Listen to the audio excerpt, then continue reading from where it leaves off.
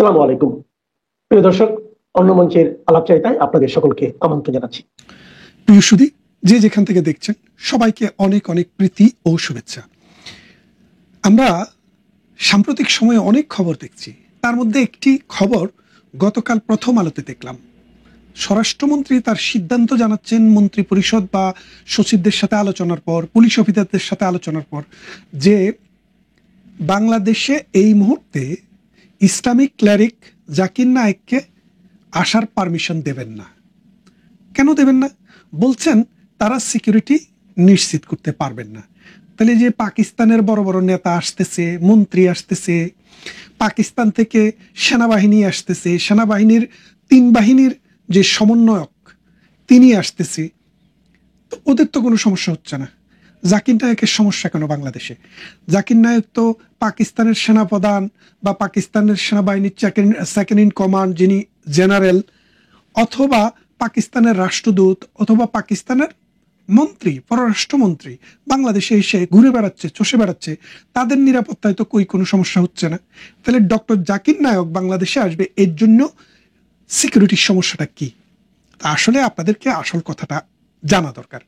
মূল কথাটা হচ্ছে, জাকির নায়েককে ভারতে তাকে ক্রিমিনাল হিসেবে ডিক্লারেশন দিয়েছে। বলছে সে ভারতের জন্য ক্ষতিকারক, রাষ্ট্রের নাগরিক হয়ে রাষ্ট্রের বিরুদ্ধে তার ষড়যন্ত্র আছে, এবং সে উগ্রপন্থাকে ভারতে উস্কানি দিচ্ছে, এবং পৃথিবীর নানা প্রান্তের জঙ্গি এবং মৌলবাদী গোষ্ঠীর সাথে তার কানেকশন আছে, সেই জন্য তার জন্য ভারতে বিচার হবে। তাই তিনি এখন আর ভারতে যেতে পারেন না, মালয়েশিয়াতে আশ্রয় গ্রহণ করেছেন, সেখানেই থাকেন। এখন আমরা বিশ্বাস করি যে কোনো মানুষের তার নিজের দেশে থাকার এবং যাওয়ার রাইট থাকা উচিত। তবে আইন যদি তাকে বিচার দেয়, শাস্তি দেয়, সেটা দিতে পারে, সেটা ভিন্ন কথা। আমরা আশা করি যে কোনো মানুষের ফেয়ার ট্রায়াল পাওয়ার একটা রাইট আছে। এখন জাকির নায়েককে বাংলাদেশে আগ্রহ করে যারা দাওয়াত দিলেন, যারা নিয়ে আসতে চাইলেন, তারা কারা? তারা তো পাকিস্তানের সেই পাতার তারাই, তাই না? 1971 সালে যারা এই বাংলাদেশে নারীকে দর্শন করেছে, 1 কোটি মানুষকে বিতাড়ন করেছে, 30 লাখ শহীদের জীবন শেষ করে দিয়েছে, এই বাংলাদেশটাকে 9 মাস যুদ্ধে আলবদর, রাজাকার, আল শামস, জামাতে ইসলামী, নেজামে ইসলামী এবং মুসলিম লীগ এই বাংলাদেশে কবর রচনা করেছে, সেই তারাই কিন্তু এখন এই জাকির নায়েককে বাংলাদেশে আইনা একটা শোডাউন করতে যাচ্ছেন। এই যে মাওলানা ইব্রাহিম, ওই কোন আফসারি, ওই নিজামি, এইরকম যারা যারা আছে, তারাই কিন্তু তাকে আনতে চেয়েছিলেন। আনতে গিয়ে হোঁচট খেলেন। কেন? কারণটি হচ্ছে, ভারত উষ্মা প্রকাশ করেছিল প্রথমে, পরবর্তীতে ভারত ডক্টর ইউনূসের কাছে একটি ক্লিয়ার মেসেজ দিয়েছেন। মেসেজটি কি?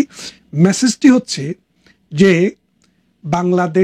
বাংলাদেশে এই নিষিদ্ধ ব্যক্তি আসুক, তারা চায় না। এখন বাংলাদেশের নেতারা বলছেন, অনেকেই বলতে শুনেছি, শেখ হাসিনা যদি বাংলাদেশে বিচার এড়িয়ে ইন্ডিয়াতে থাকতে পারে, তাহলে জাকির নায়েক পারবে না কেন? হ্যাঁ পারবে, আনেন, দেখি আপনার ক্ষমতা।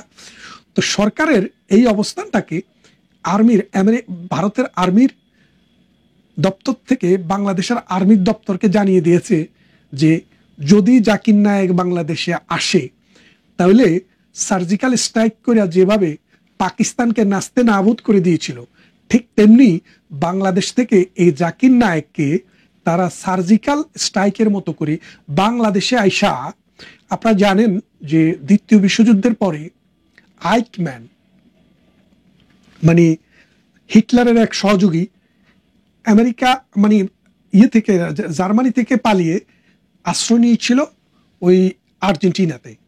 তো ইসরায়েলি বাহিনী একটা হেলিকপ্টার নিয়ে, গুপ্তচর বাহিনী মোসাদ, সেখানে গিয়ে আইকম্যান কি করেছিল, তার চেহারা প্লাস্টিক সার্জারি করে বদলায় ফেলছিল, তাকে যেন চিনতে না পারে, কিন্তু গোয়েন্দারা ঠিকই তাকে চিনেছে। তারপরে এই আইকম্যানকে ওখান থেকে জোর করে ধরে হেলিকপ্টারে করে নিয়ে এসছে, আর্জেন্টিনা কিছুই করতে পারেনি। ঠিক তেমনি ভাবে এই ভারতীয় বাহিনী বাংলাদেশ বাহিনীকে একটি খবর পাঠিয়েছে যে যদি উনি আসে, তাকে যদি তোমরা দাওয়াত দিয়ে নিয়ে আসো, আমরা তাকে বাংলাদেশ থেকে হেলিকপ্টারে করে ধরে নিয়ে আসবো, দেখি তোমরা আমাকে ঠেকাও। এই কথা শোনার পর সেনাবাহিনী নড়ে চড়ে বসলো।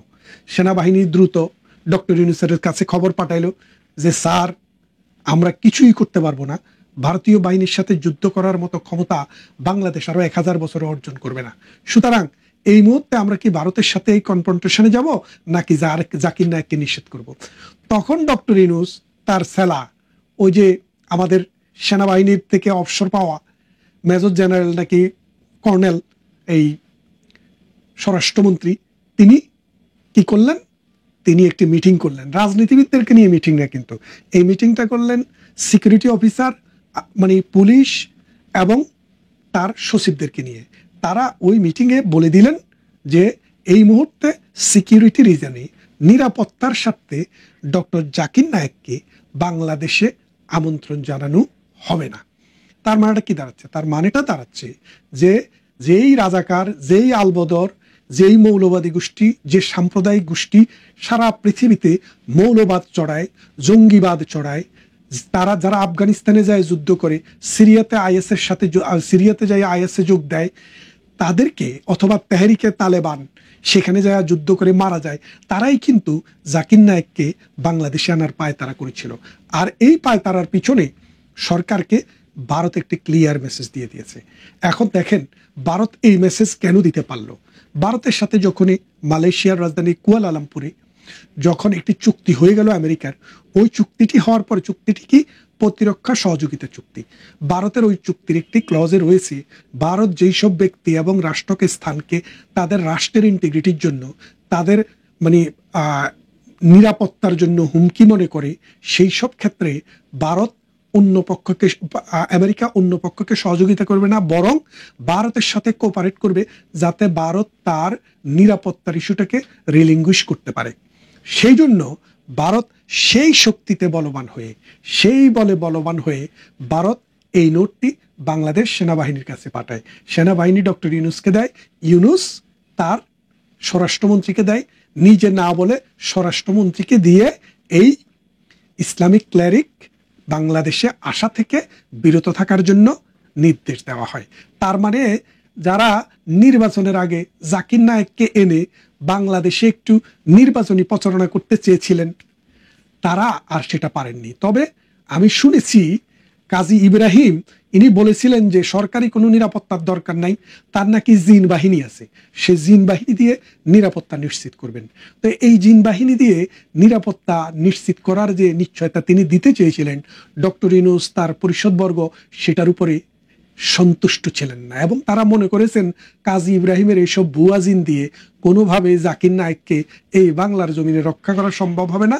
ভারতীয় বাহিনী জোর করে হেলিকপ্টারে করে তুলে নিয়ে ভারতে তাকে বিচারের সম্মুখীন করবে। এখন আপনারা যারা বলেন যে ইন্ডিয়াতে শেখ হাসিনা কেন, আমরা তাকেও চাই ফেরত, যান হেলিকপ্টারে করে নিয়ে আসেন দেখি ভারতের থেকে। আপনাদের যদি সাহস থাকে ভারতকে বলেন যে তুমি আমাদেরকে দিয়ে দাও, না দিলে আমরা ভারতে গিয়ে হামলা করে শেখ হাসিনাকে নিয়ে আসবে। বলেন দেখি, আওয়ামী লীগের অসংখ্য নেতা কলকাতায় আছে, এই যে আমাদের বর্ডার থেকে বেশি দূরে না, দেখি নিয়ে আসেন। অথবা আপনারা বলেন ভারতকে দিয়ে দিতে, দেখি ভারত আপনাদের কথা শুনে কিনা, না আপনারা ভারতের কথা শুনেন। তার মানে কি? আপনারা এখন বুঝতে শিখেছেন, ডক্টর ইউনূস এখন বুঝতে শিখেছে যে ভারতকে বাদ দিয়ে এই দেশে কোনো প্ল্যান কার্যকরভাবে আগাবে না। ভারতের অসহযোগিতার কারণে অসংখ্য লোক বিনা চিকিৎসায় মারা যাচ্ছে। কারণ ক্যান্সার হলে উন্নত বিশ্বে 50 লাখ, 1 কোটি, 2 কোটি, 5 কোটি টাকা খরচ হয়, কিন্তু ভারতে 10 লাখ, 20 লাখ টাকা দিয়েও এইসব চিকিৎসা করানো যায় এবং ক্রেডিবলি করানো যায়। অসংখ্য মানুষ ভারতে চিকিৎসা করে বেঁচে আছে। তাই ভারত যখন আজকে ভিসা দেওয়া কমিয়ে দিয়েছে, অনেক মানুষের পক্ষেই ভারতে যাওয়া কঠিন হয়ে গেছে এবং ব্যবসা বাণিজ্য অনেকের ধস নেমে গেছে। তাই এই অবস্থায় বাংলাদেশ যে কতটা ভারত নির্ভর এবং ভারতকে বাংলাদেশের কতটা দরকার এটা বোঝেন। সাম্প্রতিক এক মৌলানারে বলতে শুনলাম যে করাচি বন্দর ব্যবহার করব। ওই হারামজাদার ভৌগোলিকতা সম্পর্কে কোনো আইডিয়াই নেই। বাংলাদেশের এই আমাদের যে চিটাগং বন্দর থেকে করাচি বন্দরের দূরত্ব 2000 মাইল। এই 2000 মাইলে দূরে কিভাবে এখান থেকে ওখানে যেতে লাগে 5 দিন। এই 5 দিন যদি করাচি বন্দরে যেতে লাগে, এই 5 দিনের যে খরচ, এই খরচ 1 কেজি চালের দামের চাইতে বেশি। তাহলে চাল যে আনা বা ডাল আনা, এটা আনা সেটা আনা, আমাদের জন্য কোনটা সহজ, আমাদের মানুষের জন্য কোনটা সহজ, এই জিনিসটা একটু হিসাবে নিলে এই মৌলানারা আসলে ভুল করতো না। মৌলানারা তো আসলে এই জ্ঞানের যে লিমিট, তাদের এই লিমিটের কারণেই তারা আসলে ধরা খেয়ে গেছে। তারা কি জানি জিন দিয়ে কাজ করা ফেলে, অমুক দিয়ে কাজ করা ফেলে। আরেক মৌলানা বলছিল না, আমেরিকার বড় বড় যে ব্রিজগুলো ওগুলো নাকি জিন দিয়া করেছিল। যাক, কথা বাড়াবো না, মূল কথা একটাই, এই ভিডিওটা ছোট পরিসরে করতে চেয়েছিলাম এই কারণে যে বাংলাদেশে জাকির নায়েক আসছে না, মূল কারণ ইন্ডিয়া বলে দিছে আসলে ধরে নিয়ে যাবে, সেই জন্য জাকির নায়েকের আসা বন্ধ। আপনারা যারা জাকির নায়েকের উত্তরসূরি তারা হাহাকার করতে পারবেন, কিন্তু কিছুতেই কিছু হবে না। ভালো থাকবেন। সম্প্রতি খুব আলোচিত একটি বিষয় যে ভারত থেকে একটি বই প্রকাশিত হতে যাচ্ছে, ইনশাআল্লাহ Bangladesh, the story of an unfinished revolution. বইটি লিখেছেন তিনজন সাংবাদিক, শহীদুল হাসান খোকন, দীপ হালদার এবং জয়দীপ মজুমদার। বইটি এখনো প্রকাশিত হয়নি, অচিরেই প্রকাশিত হবে, কিন্তু এই বইয়ের একটি সাক্ষাৎকার নিয়ে খুব আলোচনা হচ্ছে। সাক্ষাৎকারটি প্রদান করেছেন আমাদের স্বরাষ্ট্রমন্ত্রী ছিলেন বাংলাদেশের বিশিষ্ট মুক্তিযোদ্ধা আসাদুজ্জামান কামাল। তিনি সেখানে কিছু বিস্ফোরক তথ্য দিয়েছেন। তার একটি হলো যে বর্তমান যে সেনা প্রধান জেনারেল ওয়াকার খান, তিনি সিআইএর পেইড এজেন্ট ছিলেন। এই ফাঁকে একটু বলে নি প্রিয় দর্শক, আমি জেনারেল ওয়াকার খান বলি, অনেকেই বলেছেন যে ভাই ওনার নাম তো ওয়াকারুজ্জামান, আপনি কেন খান বলেন। আমি আসলে আইয়ুব খান, ইয়াহিয়া খানের প্রেতাত্মা হিসেবে জেনারেল ওয়াকার খান বলি। পাকিস্তানের প্রেতাত্মা, মুক্তিযুদ্ধের বিরোধী একজন সেনাপতি, এই কারণেই আমি জেনারেল ওয়াকার খান বলি, আমি তার প্রকৃত নামটা জানি।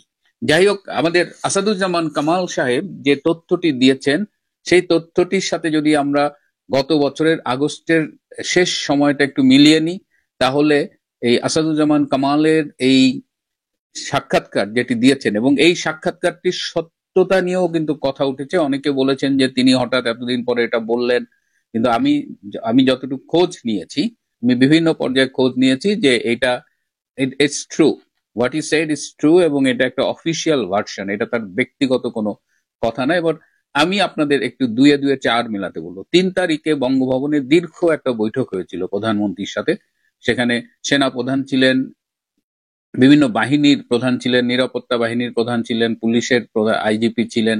তো দীর্ঘ মিটিং শেষে সেই মিটিং এ আলোচনা হয়েছিল যে গণভবনের নিরাপত্তা পুলিশ নিশ্চিত করবে এবং পুলিশ বিভিন্ন রাস্তায় থাকবে, কিন্তু ওয়াকার অনেকটা জেচে পড়েই বলেন যে না, গণভবনের নিশ্চয়তা সেনাবাহিনী প্রদান করবে এবং বাংলাদেশের এবং ঢাকার যতগুলো প্রবেশ পথ আছে, 8টা বোধহয়, এই প্রত্যেকটা প্রবেশ পথে সেনাবাহিনী অবস্থান করবে এবং তারা এই সব মব টপ কন্ট্রোল করবে, কিচ্ছু হবে না। তো এই ডিসিশনটা, এইটা কিন্তু 3 তারিখের ডিসিশন। 4 তারিখে রিকনফার্মড। 4 তারিখে এই স্বরাষ্ট্রমন্ত্রী যখন রাতে জিজ্ঞেস করেন যে আপনি নিশ্চিত, এবং পুলিশের আইজি কে তখন তিনি বলেন যে আপনি এই সেনাবাহিনীর চিফের সাথে কথা বলে সব ঠিক করেন। তার মানে জেনারেল ওয়াকার খুব সুপরিকল্পিতভাবে সবাইকে বিভ্রান্ত করেছে।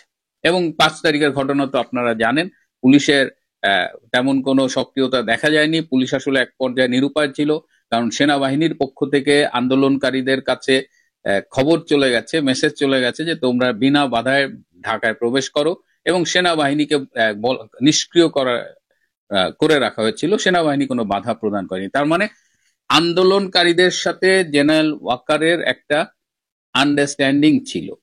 এই আন্ডারস্ট্যান্ডিং এর সাথে আমি যদি কামাল সাহেবের এই সিআইএর পেইড এজেন্ট এটা একটু মিলাতে যাই, এবং তিনি বলেছেন যে তারা জানতেন না, গোয়েন্দা সংস্থা তাদের জানায়নি।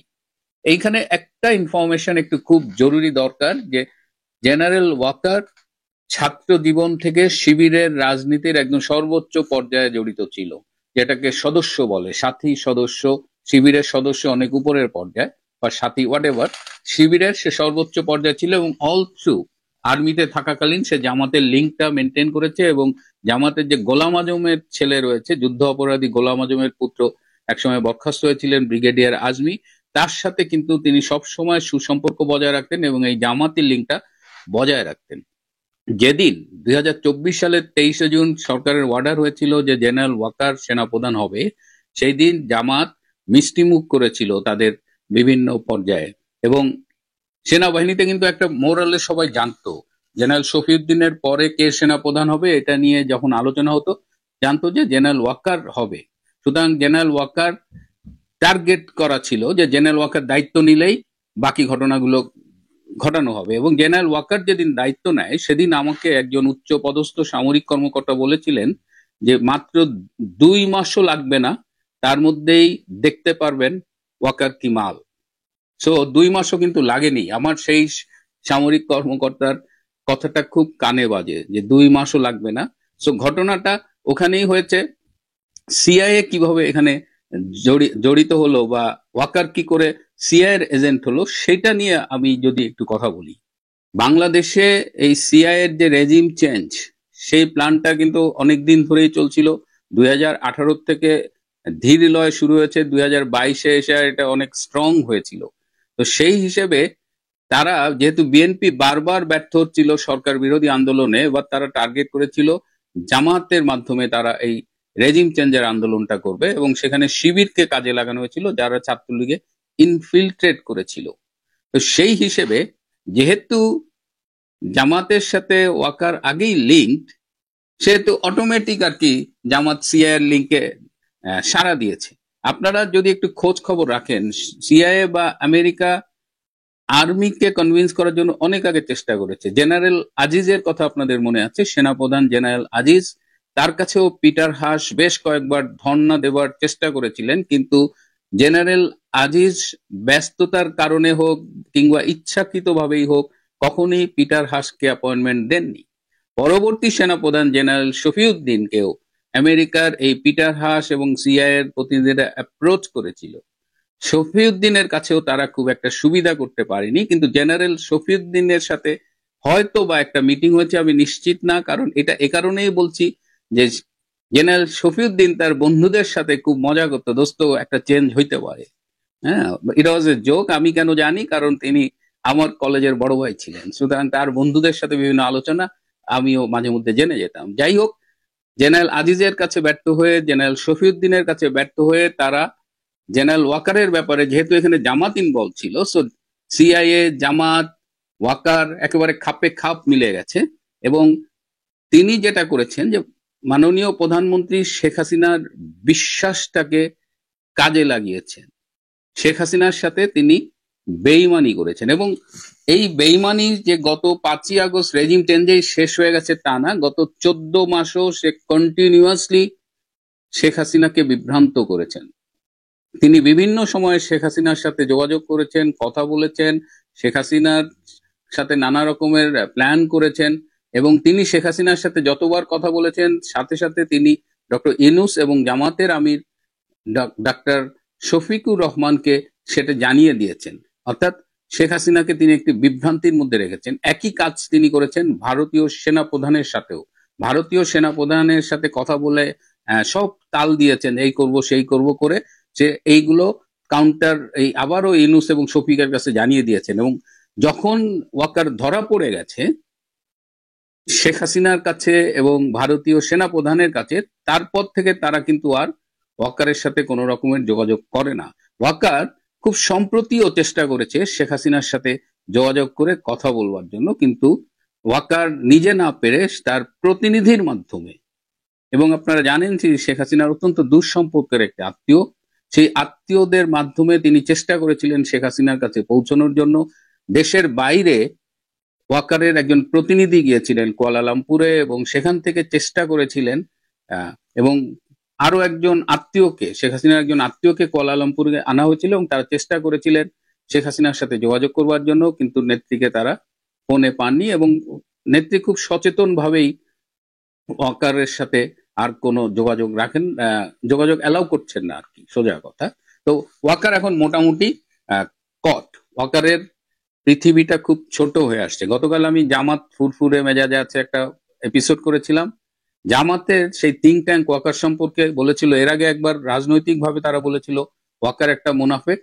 জামাতের সবকিছু হওয়ার পরেও, এত জামাতের সদস্য বলেন অনুসারী বলেন হওয়ার পরেও, গতকাল সেই থিঙ্ক ট্যাঙ্কের তিনি বলেছেন ওয়াকারের ব্যাপারে যে Walker is a son of a bitch. তো ওয়াকারের পৃথিবীটা ছোট হয়ে আসছে, এবং এই সময়ে আমাদের আসাদুজ্জামান কামাল যে বোমাটা ফাটালেন সেটা সত্যি। এবং শেষ করবো এই বলে যে সেদিন 5ই আগস্ট সিআইএর যে রেজিম চেঞ্জের যে প্ল্যানটা ছিল, সেই প্ল্যান ছিল শেখ হাসিনাকে গ্রেপ্তার করার। কিন্তু সেখানে জামাত এবং ওয়াকার মিলে সেই প্ল্যানটা একটু মডিফাই করেছিল। জানেন কি মডিফিকেশন? তারা ঠিক করেছিল গণভবনে ছাত্র জনতা ঢুকে শেখ হাসিনাকে চূড়ান্ত অসম্মান করে নৃশংসভাবে হত্যা করে রাজপথে ঝুলিয়ে রাখা। এই অংশটুকু সিআইএর প্ল্যানে ছিল না, এই প্ল্যানটি করেছিল জামাত, ৭১-এর সেই পরাজিত শক্তি। আর সেই জামাতের সেই সিদ্ধান্তে সায় দিয়েছিল শেখ হাসিনা নিয়োগকৃত সেনাপ্রধান জেনারেল ওয়াকার খান। প্রিয় বন্ধুরা, আজ এ পর্যন্তই। ভালো থাকবেন, সুস্থ থাকবেন।